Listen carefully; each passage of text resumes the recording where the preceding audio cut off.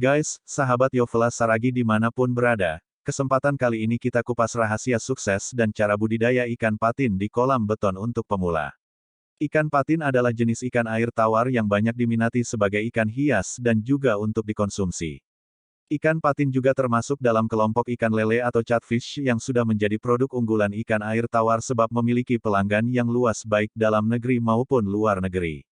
Untuk membudidaya ikan patino tersebut tergolong sangat mudah dilakukan sebab merupakan jenis ikan yang mudah untuk dipelihara seperti kolam dengan air menggenang atau air yang tidak mengalir serta memiliki kadar oksigen yang sedikit.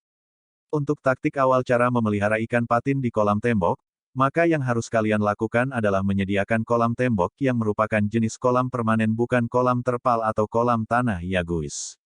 Kalian harus pertimbangkan ketika memilih lahan untuk membudidaya ikan patin di dalam kolam tembok yakni.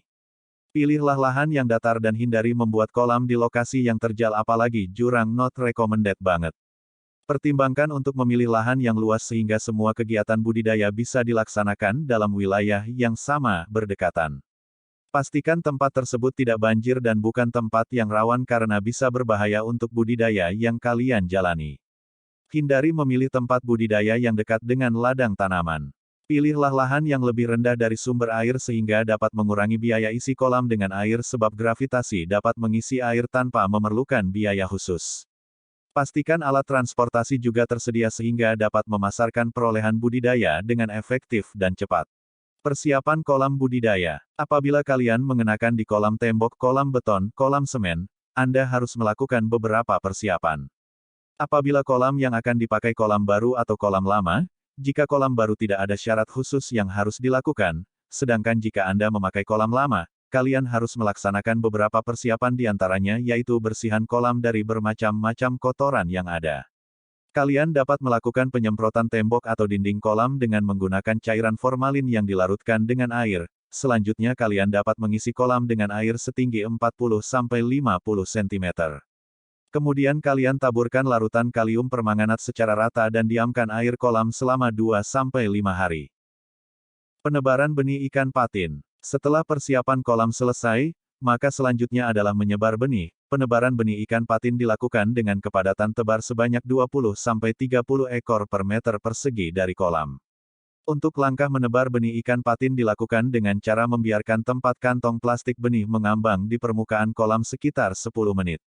Setelah itu, bukalah plastik benih secara perlahan dan masukkan air kolam ke dalam kantong plastik dengan perbedaan 0,5 air kolam dan 1 air kantong plastik selama 5 menit.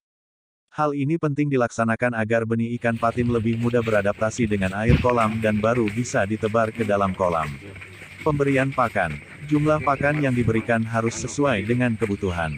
Apabila pakan yang diberikan kurang dari yang dibutuhkan, kemungkinan yang terjadi adalah pakan tersebut hanya digunakan untuk mempertahankan kondisi tubuh saja.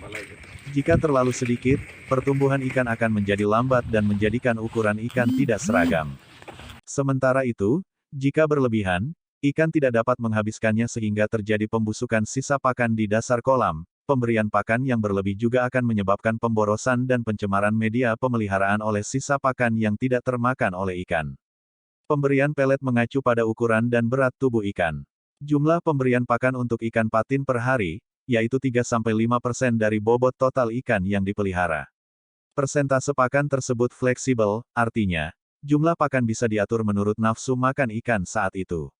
Pemberian pakan jangan dilakukan sekaligus dalam satu waktu. Awalnya, pakan ditebarkan separuh dosis. Jika masih agresif, pakan dapat ditambahkan sampai patin malas menyambut pakan. Agar pemberian pakan pelet tepat sesuai kebutuhan maka disarankan setiap 2-3 minggu sekali pembudidaya melakukan pengamatan atau sampling berat ikan yang dipelihara, kemudian dihitung bobot rata-ratanya.